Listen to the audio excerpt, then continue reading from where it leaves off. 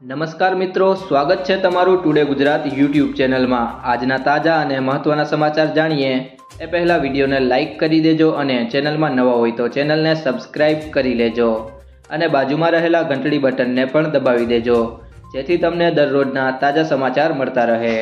આજના સૌથી પહેલા સમાચારની વાત કરીએ તો ગુજરાતના ખેડૂતો માટે સારા સમાચાર આવી રહ્યા છે। ખેડૂતોને સિંચાઈ માટે પાણી આપવા માટે સરકાર વિચારણા કરી રહી છે।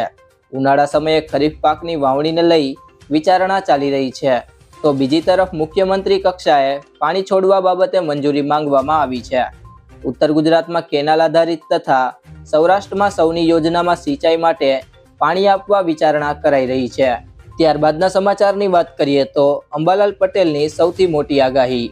અંબાલાલ પટેલે નવી આગાહી કરતા વાત કરી કે 20 થી 22 મે વાદળછાયું વાતાવરણ રહેશે। આ સાથે 26 મે થી 4 જૂન વચ્ચે રોહિણી નક્ષત્રમાં ધોધમાર વરસાદ વરસશે। ગુજરાતમાં 7 થી 14 જૂન વચ્ચે ચોમાસાનો વરસાદ થવાની આગાહી અંબાલાલ પટેલ દ્વારા કરવામાં આવી છે। અંબાલાલે આગળ વાત કરી કે 17 થી 24 જૂન વચ્ચે ગુજરાતમાં ગાજવીજ અને પવન સાથે વરસાદની શક્યતા દેખાઈ રહી છે।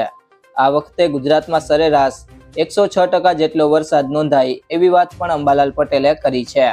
ત્યારબાદના સમાચારની વાત કરીએ તો રાજ્યમાં સ્માર્ટ વીજ મીટર અંગે ઊભા થયેલા વિરોધ બાદ આજે આખરે સરકારે મૌન તોડ્યું છે। ગુજરાત ઉર્જા વિકાસ નિગમના એમડી જયપ્રકાશ શિવહરેએ મહત્વનું નિવેદન આપતા કહ્યું કે લોકોનો ફાયદો થાય તે માટે આ સ્માર્ટ વીજ મીટર લગાડવામાં આવ્યા છે અને આ મીટરમાં કોઈ ખામી નથી, પણ હવે જ્યાં સુધી લોકોનો વિશ્વાસ સંપાદન નહીં થાય ત્યાં સુધી નવા સ્માર્ટ મીટર લગાવવામાં નહીં આવે। ત્યારબાદના સમાચારની વાત કરીએ તો સોનાના ભાવમાં ભારે ઘટાડો। ગુરુવારની સવારે MCX પર ગોલ્ડ 410 રૂપિયા તૂટીને 72,636 રૂપિયા પ્રતિ 10 ગ્રામ પર ટ્રેડ થઈ રહ્યું હતું।